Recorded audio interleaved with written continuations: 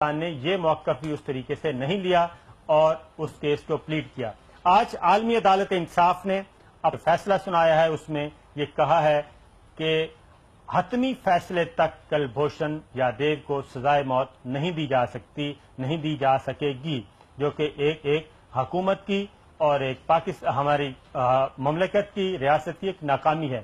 خان صاحب یہ بتائیں کہ اس مقدمے کو اگر اچھے طریقے سے لڑاتا، اچھی ٹیم بھیجی جاتی تو آج یہ فیصلہ تو نہ سننے کو ملتا۔ دیکھیں صاحب، یہ جو فیصلہ ہے نا، اس کے پیچھے جو چارجرز ہیں کلبھوشن یادیو کے اوپر، یہ اتنے سیریس ہیں کہ جس طرح یہ پاکستان نے لیا اور یہ جو فیصلہ، یہاں تو جب انٹرنیشنل کرمنل کورٹ میں چلے گئے تو مجھے تو یقین تھا کہ اسی طرح کا کوئی فیصلہ آئے گا۔ میرا پوائنٹ یہ ہے کہ اتنا جو سیریس چارجز ایک ہندوستان کے را کے ایجنٹ کے اوپر، جس میں کیا تھا، دہشت گردی اور پھر پاکستان کو توڑنا، یعنی صوبوں کو پوری سازش ہے کہ کسی طرح پاکستان سے علیحدہ کیا جائے، جو کہ ان کے ایک پورا رائٹ ونگ طبقہ ہے جو چاہتا ہے کہ پاکستان کے صوبے آپس میں علیحدہ ہو جائیں، یعنی ملک کو کمزور کیا جائے، جو اصل میں اسرائیل کر رہا ہے عرب دنیا کے اندر، وہی ہندوستان کی کوشش ہے۔ یہ جو نریندر مودی کی گورنمنٹ کی پالیسی ہے کہ ان کو کمزور کیا جائے اور اندر سے صوبوں کو ہلایا جائے، اور یہ دہشت گردی ایک ہتھیار ہے ادھر پہنچنے کے لیے۔ تو یہ سیریس چارجز ہیں۔ اب آپ یہ صرف دیکھ لیں اور سارے قوم کے سامنے ہیں کہ کیا نواز شریف جو ملک کا چیف ایگزیکٹو ہے، کیا اتنا سیریس چارجز کسی کے اوپر لگے ہوں؟ اس نے کہیں بھی دنیا میں نام لیا اس کا؟ یہ یونائٹڈ نیشنز میں گیا، کہیں کوئی اس سے بات کی اس کی؟ سب سے امپورٹنٹ چیز یہ کہ چلے اگر میں مانوں کہ ادھر نریندر مودی بھی بڑے کوشش کر رہے ہیں دوستی کرنے کی، تو چلو وہ سمجھ سکتے تھے کہ اچھا جی لوور لیول پہ ہو، لیکن نریندر مودی کوئی موقع نہیں اس نے چھوڑا پاکستان کو ذلیل کرنے کا۔ جب موقع ملتا ہے کسی انٹرنیشنل فورم میں، وہ پاکستان کو دہشت گرد کہتا ہے، خاص طور پہ پاکستان کی فوج کے اوپر جو وہ زبان استعمال کرتا ہے، وہ ایگزیکٹلی وہ ہے جو ڈان لیکس میں ہے۔ وہ زبان جب نواز شریف نے یو این میں تقریر کی تو اتنی کوئی سخت تقریر نہیں تھی، یادیو کا تو نام ہی نہیں تھا بیچ میں، تب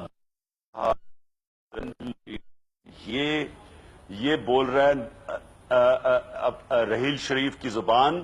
جو کہ دہشت گردوں کا سردار ہے، یعنی یہ مودی کا نیریٹو تھا۔ تو کیا انہوں نے کیا، نواز شریف نے جو ایک طرف سے وہ ہر جگہ پہ پاکستان کو آئسولیٹ کرنے کی کوشش، اور دوسری طرف ہمارا پرائم منسٹر جب موقع ملا تھا کہ آپ دنیا کو جا کے بتاتے کہ دیکھیں ملک میں ہمارے پر عذاب آیا ہوا ہے، ایک امریکہ کی جنگ کی وجہ سے ہم نے اپنے پتہ نہیں کتنے لوگ مروائے ہیں، اور اوپر سے اس کا فائدہ اٹھاتے ہوئے افغانستان کے ذریعے ہندوستان اور انتشار پیدا کر رہا ہے، اور یہ ہے ثبوت۔ کتنی دفعہ اعتزاز آصر نے تو پیسے آفر کیے کہ اگر میں نواز شریف کے منہ سے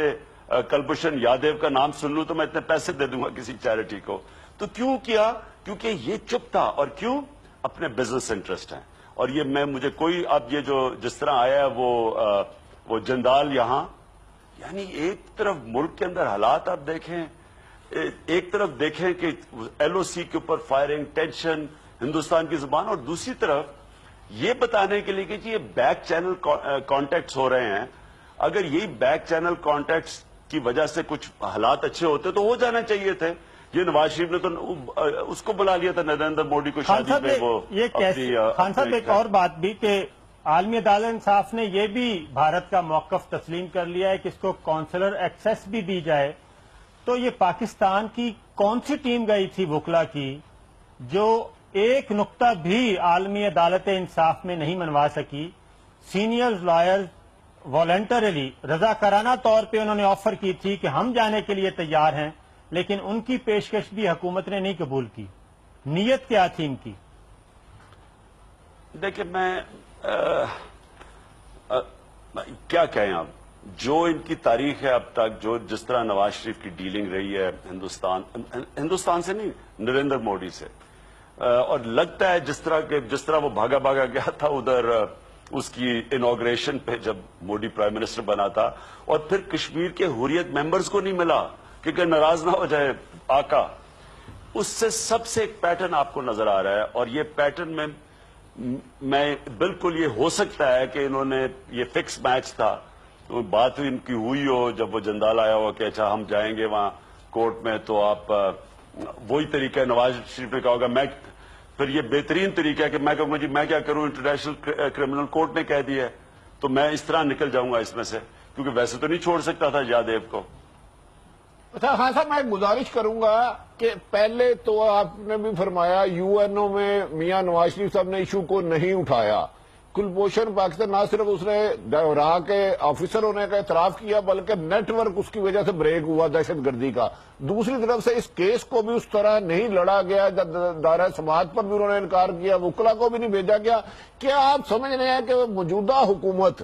پاکستان سے وفاداری کی بجائے اپنی ذاتی دوستیوں کو ترجیحات تو نہیں کہیں دے رہی, جس وجہ سے پاکستان کے مفادات کو پیچھے رکھا جا رہا ہے اور ذاتی دوستی کو ترجیح دی جا رہی ہے, اور آج عالمی سطح پر بھی نہیں, ہم سفارتی سطح پر بھی نہیں اٹھا سکے ایشو کو, اور آج عدالتی سطح پر بھی ہمیں کامیابی نہیں مل سکی جبکہ وہ دہشت گرد ثابت ہو چکا ہے.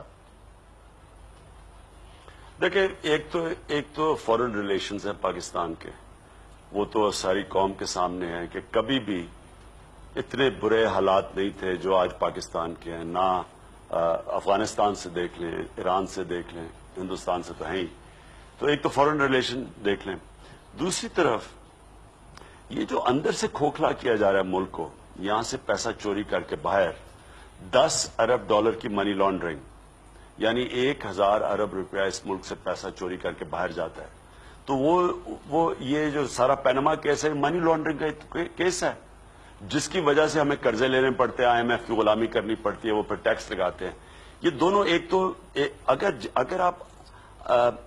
اندرونی طور پہ مضبوط ہوں تو آپ کی فورن پالیسی بھی تکڑی ہوتی ہے. جب اندر سے بھی کمزور ہوں اور فورن پالیسی کا بھی یہ حال ہو, جو کہ فورن منسٹر بھی کوئی نہیں ہے نواز شریف کے ہوتے ہوئے جو فورن پالیسی ہے, میرے خیال میں جو ملک کو آج انہوں نے کمزور کیا پاکستان کی تاریخ میں, پاکستان کبھی اتنا کمزور نہیں تھا. خان صاحب ہمارے ساتھ رہیے گا, اس وقت ٹائم ہوا ہے ایک وقفے کا, وقفے کے بعد پھر حاضر ہوتے ہیں.